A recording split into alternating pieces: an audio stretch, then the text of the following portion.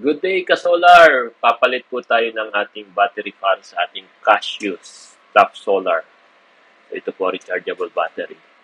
So, ngayon po, nakikita niyo po, hindi match yung ating time. So, I have video for this one sa next po kung paano i-calibrate yung analog versus the digital time.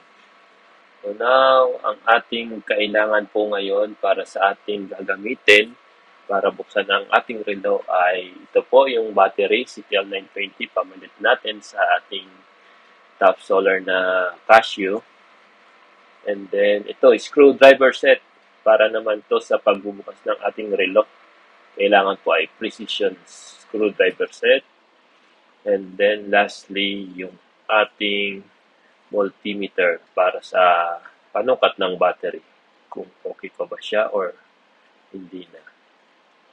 So ngayon po ay na-prepare na po natin itong lahat.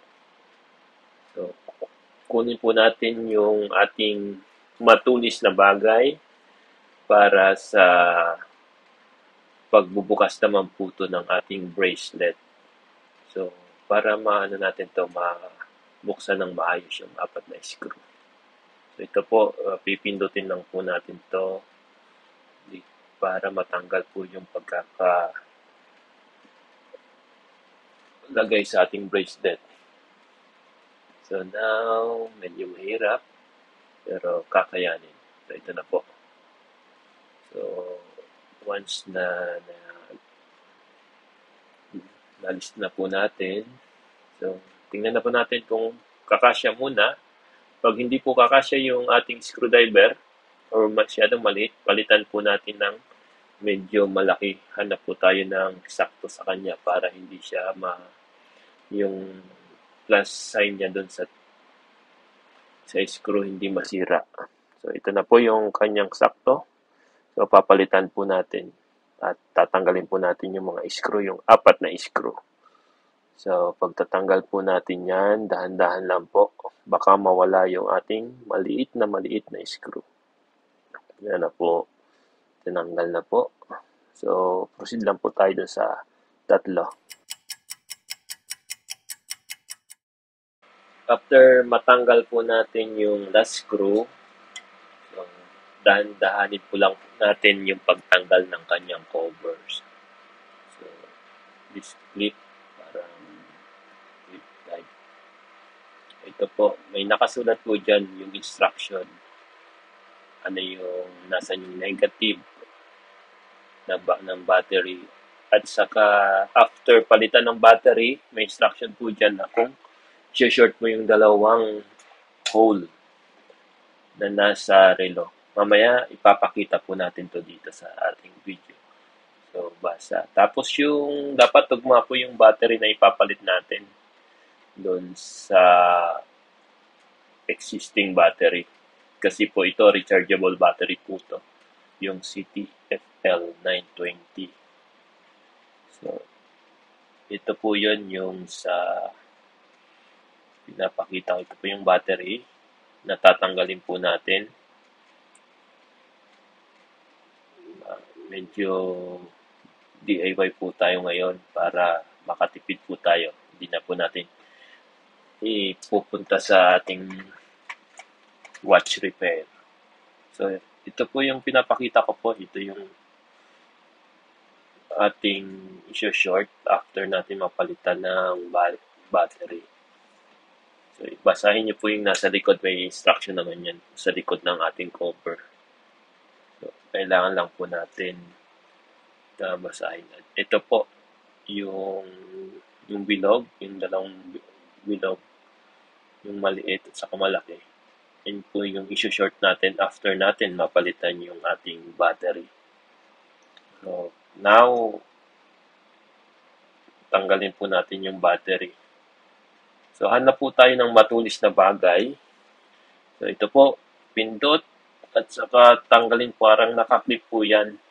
So, hindi umubra yung ating pin type. Ito po, itatry po natin to at medyo mahirap po talaga. So, pag hindi kaya, wag po nating pilitin na tanggalin. So, tingnan po natin kung ano yung mechanism sa loob So, ito, medyo mahirap. Iangat po natin nang makita nyo po. So, i-push mo lang po yan. Paka-push po niyan, sunditin po natin palabas yung ating battery. Ayan yung cover.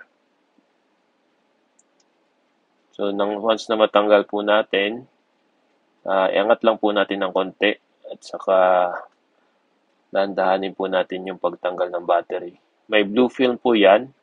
Yan yung protection natin sa negative para hindi mag-short siya dun sa mga ating relo. Para yung battery hindi masira at saka yung relay hindi masira. Kaya may blue film po yan. So, tanggalin po natin. Dahan-dahan lang po na hindi po yung mag-touch yung negative at saka positive. Ayan po. Natanggal na po. Pagkatanggal niyan, yan na. Wala na po siyang battery sa loob. So, yung gagawin po natin para may reference tayo, sukatin natin yan, DC po yan. So, ilagay natin sa DC. Sa pinaka-lowest na voltage setting ng ating multimeter. So, now, nare-reading po ay 1. Yan lang po yung nakikita po niya. Taasan po natin, ganun pa rin. So, i-compare po natin yan sa ating new battery. Tapos, tingnan po natin kung ano yung kanyang model na battery. So, dapat tugmugma po dito sa ating binili na battery. So, ito po yung Casio, yung original na Casio na battery na CTL 920. So, tingnan po natin. Kung may mga instruction po yan, basahin po natin para hindi natin ma-damage yung ating bagong battery. So, ito po, sobrang liit yung battery kaya baka ingatan, baka pag malaglag yan, baka hindi natin makita sa ating ilalim ng ating floor. So, ito po, tinatanggal po natin. So, once natanggal po natin, sukatin natin ulit yung bagong battery. So, kung ano yung ating nasusukat, ganun pa rin po yung setting niya. Yung sa pinakamaliit na sa DC to, DC voltage na settings. So, ito po yung nasukat natin is 1 din. So, halos same lang. So, ang gagawin po natin yung luma natin, kunin po natin yung ating blue na film, ilagay po natin dun sa negative ng battery natin. So, bago natin ilagay dun sa ating relo. So, once na mailagay, ilapat lang po natin tong battery bago natin i-lock yung kanyang battery lock. Battery lock ba yung tawag doon? So, tingnan po natin.